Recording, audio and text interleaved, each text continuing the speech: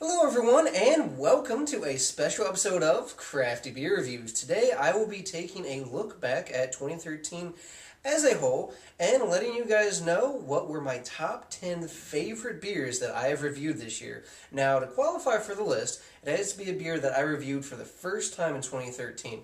So despite Founders Backwoods Bastard being absolutely one of the best beers I've had all year since I reviewed it first back in 2012, disqualifies it completely. The other thing too is I'm doing this list in a chronological order. So this is not necessarily the first one you see is number 10 and the last one you see is number 1. These are all great beers.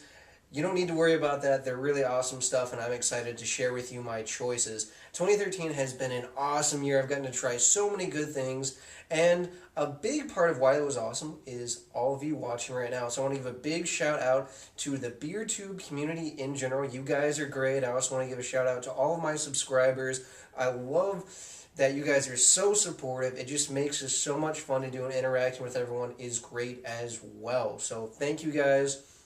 I'm up to almost 200 subscribers, which is like 170 more than I had last year, so pretty awesome. And down in the comments section, let me know what you guys thought your favorite beers or even your favorite breweries were in general from 2013. I'd be really interested to read those. And if you enjoy this video, make sure to give it a big thumbs up. Alright guys, so I hope you enjoy this video, and if you have any questions, comments, and concerns, please feel free to voice them. Alright, let the show begin. Oh wow, right off the bat, there's a ton of dark fruit. There's like plums, raisins, figs. Decent amount of vanilla and oaky characteristics.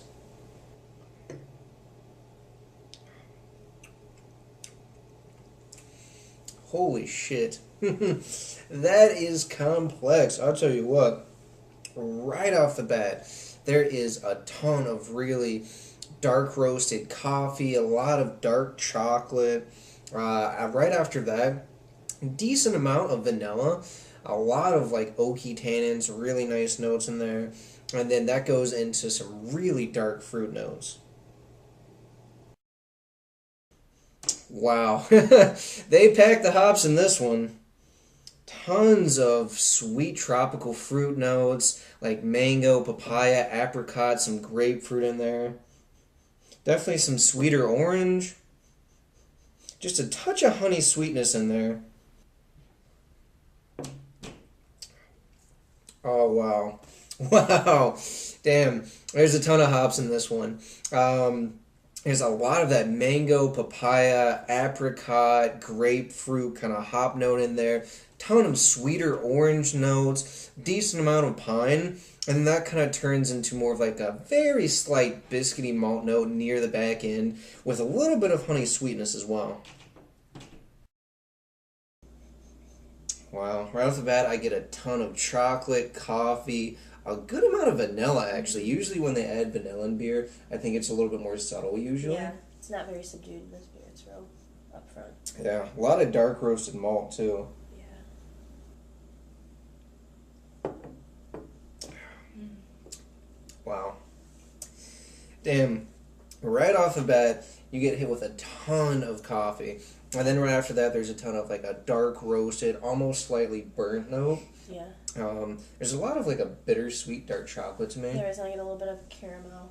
Yeah, a little bit of like a darker light, caramel. Yeah. Almost. It almost reminds me of like the Werther's chocolate caramel and vanilla candy. Oh yeah, because there's almost like a almost to the point of like a butterscotch type of caramel. Yeah, because it's real chocolate, coffee, vanilla, and then just that like hint of caramel on the back. Yeah, definitely. Oh my god. Wow, that is intense. Oh my god. There's a huge amount of like big grapefruit.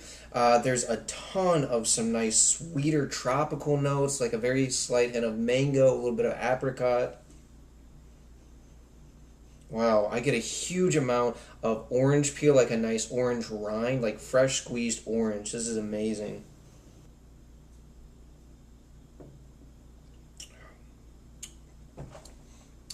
Wow. Oh, man. I cannot believe that's a pale ale. Whew.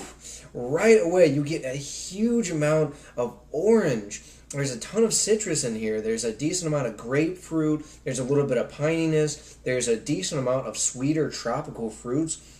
Very juicy. Wow. Wow. Oh, Bourbon hits you right away. This Wow. is a big, big boozy beer. I definitely get like the molasses they were talking about. I get like butterscotch, toffee, caramel. Most definitely. A little bit of almost like some. I definitely get alcohol. Definitely get alcohol notes. Maple, sugar. Yeah, like some candied fruits. Yeah. I get dark fruits. Like, Definitely, it smells like candy. it smells like kind of like dates almost. Like you get dates and plums.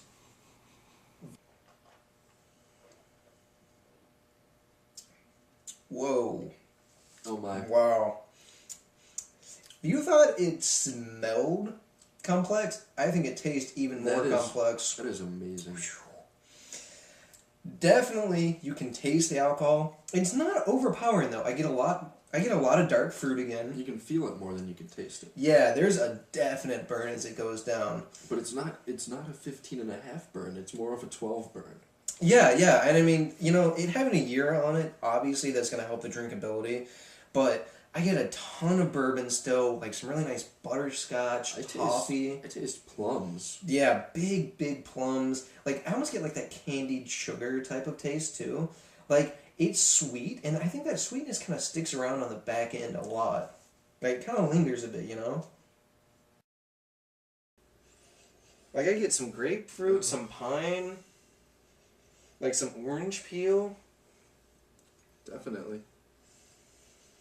From both. Although I'd say a little bit more citrusy on the can, I think. The aroma is much more prevalent in the Dogfish Head glass here. Mm-hmm.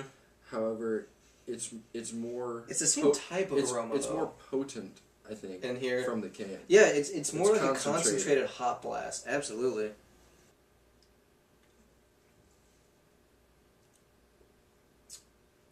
Wow. Beer in a can. Man, tell you what. I'll tell you what. The American craft brewing revolution is definitely in full blast when you get a beer like that out of a can. Oh my god. Wow. Huge grapefruit. You get a ton of like citrus, orange peel. There's a little bit of like peach, mango in there. It's decently bitter. there's not as much pine as I kind of got in the nose. I got a little bit more pine than I think I do in the taste. Very light bodied, has a nice kind of, has a creamier mouthfeel than I would have expected. Oh wow. First thing that jumps out is a combination of vanilla, a nice really kind of sweet caramel, toffee. Definitely get the bourbon. Get some oak, not as heavy as you would expect though. Get a touch of dark fruits like some plums, figs, maybe like some almost like rum-soaked raisins.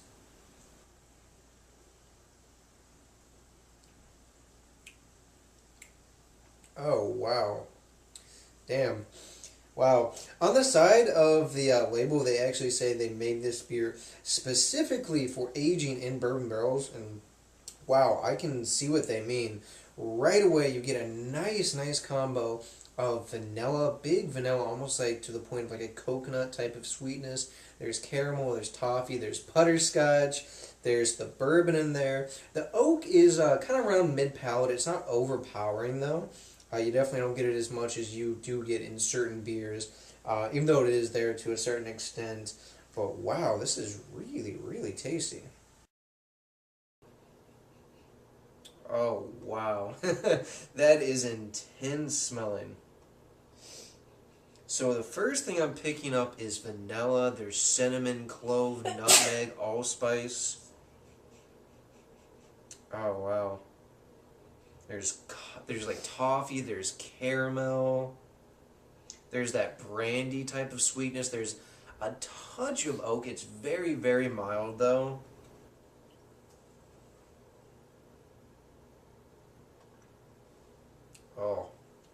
Oh, wow. Right away, I'm getting that actual vegetable pumpkin note. It tastes like real roasted, toasted pumpkin in there. I'm getting big vanilla notes. I'm getting a decent amount of a brandy sweetness on the back end as well.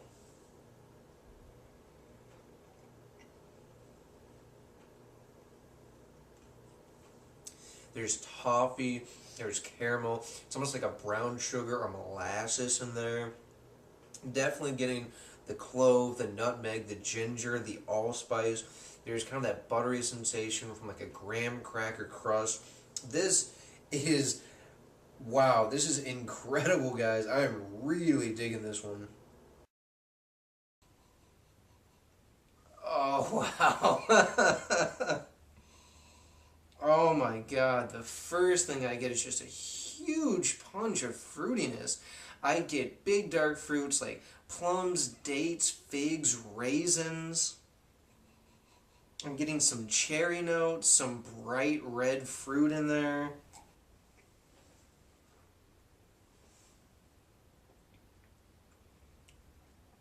Wow. Wow. The flavor lives up to the aroma 100%. The first thing I'm getting are those big dark fruits. So I'm getting the plums, the figs, the raisins, the dates. I'm getting this caramelized molasses type of sugar in there.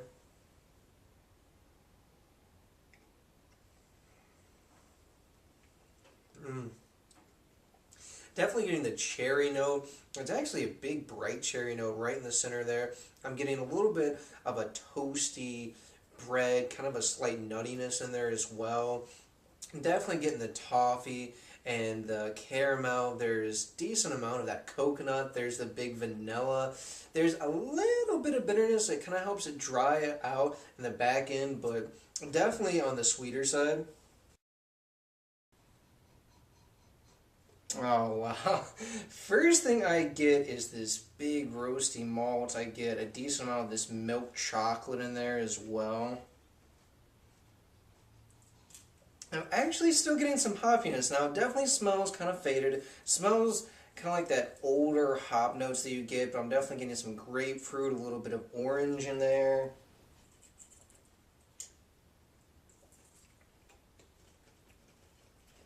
Oh wow. Wow. The first thing that really hits me, oddly enough, are the hops. I get some grapefruit, some orange, some of that pininess that I got from the aroma.